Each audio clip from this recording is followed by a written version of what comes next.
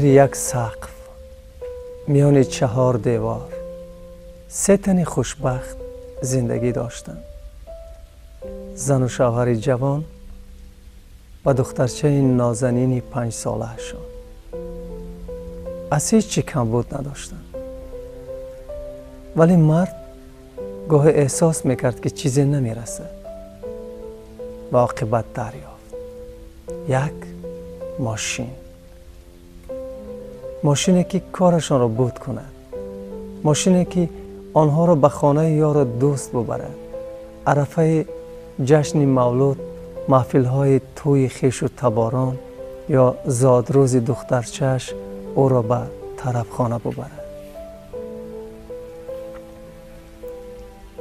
از یار و دوستانش قرض کرد، معاشش را کم کم جمع آورد و نهایت صاحب ماشین شد. آن روز در خانهشان عید بود. یار و دوستان آمدند، پدر و مادرش آمدند، همسایه ها بهر مبارکبادی آمدند. مرد از خوشحالی در کرته‌اش نمی غنجید.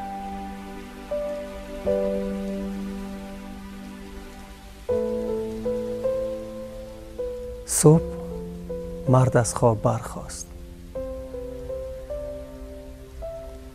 و پس از خوردن خوراک صبحگاهی روی حولی برآمد. دخترچه‌اش را دید که در گوشه پهلودری ماشین به کار اندرمان است. انیقترش در ماشین چیزی می نویسد یا ماشین را می خراشد.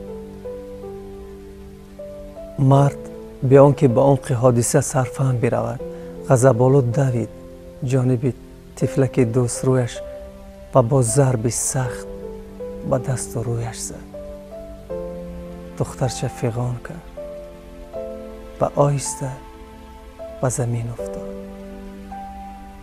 بیاد شد و دیگر حرکت نکرد. مادر که از خانه بیرون شده بود این حادثه را دید.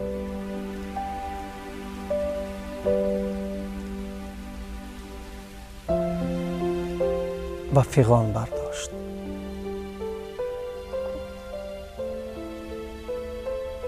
مرد از کرده پشیمان جسم نحیف و بیاد دخترک عزیزش را روی دستانش گرفت و به بیمارخانه آورد.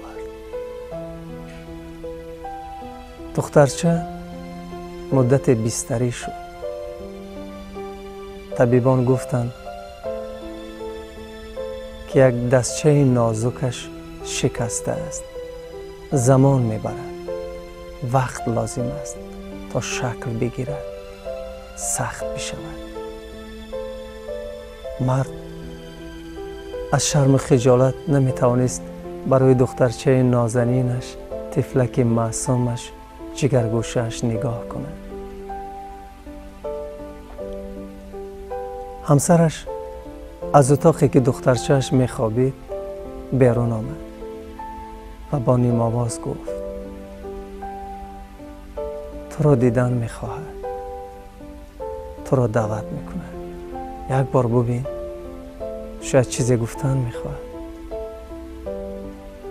مرد وارد اتاق دخترچه‌اش شد. جگرپاره‌اش، کفترکش در حالتی که رنگ در رخسار نداشت، دستش بسته بود، در پنجه عذاب و اذیت می سوخت.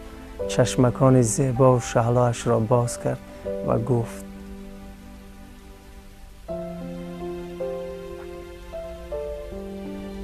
پدر جان، من اگر ساز شوم دیگر هیچگاه ماشین شما را خط نمی کشم و ماشین شما نزدیک نمی شوم.